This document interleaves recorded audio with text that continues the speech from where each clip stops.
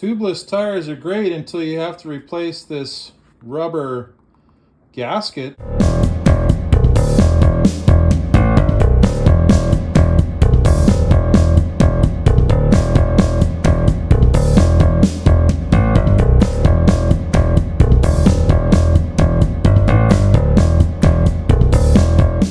So I've got a bit of a different video today, one inside my garage, KTM 1090 Adventure R.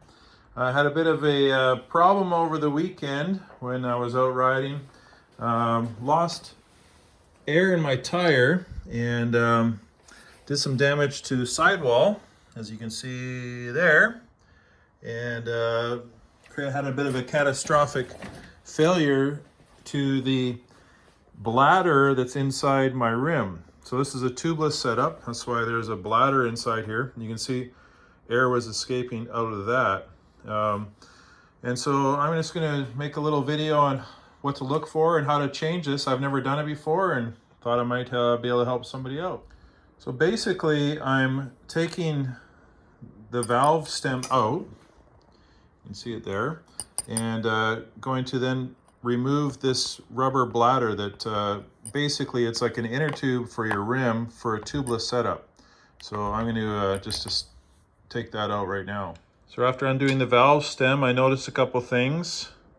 One, the rubber inner liner is just totally mangled on this, and there's a rubber gasket on the attachment point that mates up with a metal O-ring that attaches inside there. I'm gonna have to take that apart and see if that's worth saving. So this is what the new one looks like next to the old one. You can see how much damage is done to the old one. And the new one has that metal O-ring ring there, which the valve stem will seat into. And so that's going to make a much more better connection, and obviously going to be airtight. So to take the old rim gasket off, I'm going to use this little punch tool to get underneath there and hopefully be able to pry this out and release it from the rim. So I'm going to put my phone down because it's going to take a little bit of effort to take this off. So once you get it started, it just pulls away. I'm just using my hand to work my way around, basically breaking the connection point. And that's what it looks like as you take it off. I'll work my way around the whole tire and then attack the other side as well. So now that the rubber gasket's fully off, you can see there's another piece of rubber that goes around that basically protects the spoke nipples from poking into that other piece of rubber. The other rubber gasket is pretty robust. This seems pretty thick too, and so I'll just inspect it to make sure it's all in good order, and then I'll be installing the new gasket on. Okay, so I'm going to start installing the new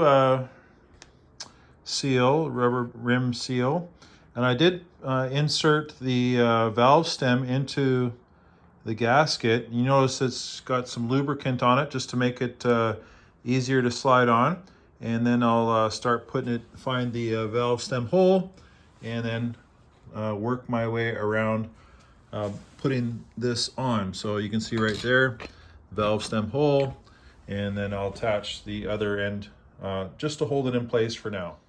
Okay, now that I've got the valve stem in, and it's not seated along here, so I'm just going to work my way in and get the bottom part of it seated into the rim on both sides, and then I'll press in the top part after I do the bottom part. It makes more sense when you're doing it in person. You can see on here there's two parts to this. What I'm referring to is pushing that bottom one in first, and then the top one will go in after the whole work is done. Again, make sure you're using lubricant here. It'll make the job a lot easier. Okay, now that the bottom seal is done, I'm going to push in the top seal. You can see this part is out, and this part is in. And I'm just going to use this little punch tool, not the pointy end, the really nice soft round end, to work my way in, work it in, and take your time, because you don't want to rush this part. I'm going to turn off the video so I can use two hands, so I'm careful with it. Work your way all the way around. This is going to take some time on each side to make sure that that seal is all the way in.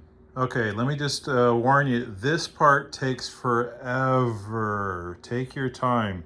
I found that by using a big socket like this and taking the kind of the tail of it, which is nice and round and soft, you can just push it in this way. I won't be able to do it one-handed, but you're basically pushing in each little section at a time, going all the way around the tire. So just imagine how long that takes, and you got to do two sides. So take your time. Okay, I got to tell you, I've been at this for quite a while. I want to point out something here. If you think that that is seated, then you're sadly wrong. You actually have to get the bead down into the top part of it into the slot. So on first pass I did that, and I was like, oh, wait a second, I got to go in there a little bit deeper. So I found the perfect tool for this. It even has a handle. It's a socket head that you can use to gently push this in here. When I say gently, with gentle force, without any sharp edges, so that you don't cut this rubber gasket. And when I say it's taken a long time, I'm talking probably 20 minutes in, and I've only done one side. I still got to do the other side, so take your time. I kept talking about lubricating this as you go. I don't have any specialty lubricant. I just use good old-fashioned Windex. I use it to change tires, and it evaporates nice. Plus, it makes my garage smell pretty and cleans my tire while I'm doing it. So there's my useless tip of the day. Might I say that I am not a professional mechanic, don't claim to be. This is just some guy wrenching in his garage, and we're learning as I go. So thanks a lot for indulging me in watching this. All right, literally an hour later, I got it on. You can see there, it's all nice and snugged up. Take a look at my really high-tech tire stand that I built. The final step in the process is taking some blue thread locker and just applying it on the valve stem. That's probably too much. Came out fast there. And then tighten up that on there, and I'll put a wrench on that. It's not a lot of torque. I think it's like 9.6 pounds, and away we go. So a couple things you might be wondering. KTM decided to do a tubeless tire on the 1090 Adventure R, and what they decided to do is offset the valve stem. You may have noticed this in the video. So it's not in the center, so that it is off to one side, maybe for ease of filling. But what it does is it basically means that you cannot run a tube in here, because the valve stem on the tube would be offset, and I don't really feel like drilling a hole in my very expensive rim to run a tube just in case. And we have to make sure we have a good seal all the way around on the inside. So this acts like a inner tube basically. And then I'll put a tire on there, obviously. Stay tuned for another video on what tire I put on here. I have been running the Motaz RAL Z, and it's been a fantastic tire. Got lots of life on it yet, but I had a sidewall issue, and like I showed before, and so I can't run that anymore.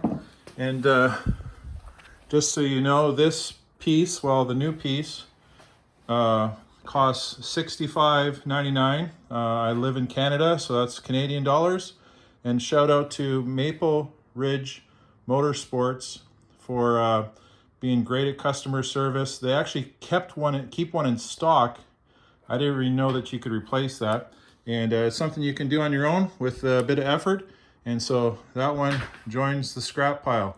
Thanks so much for watching. Hope you learned something. I sure did in doing this. And don't forget to like and subscribe. Have a great ride. Whoa, this one, there's a rubber gasket that I throw on the ground.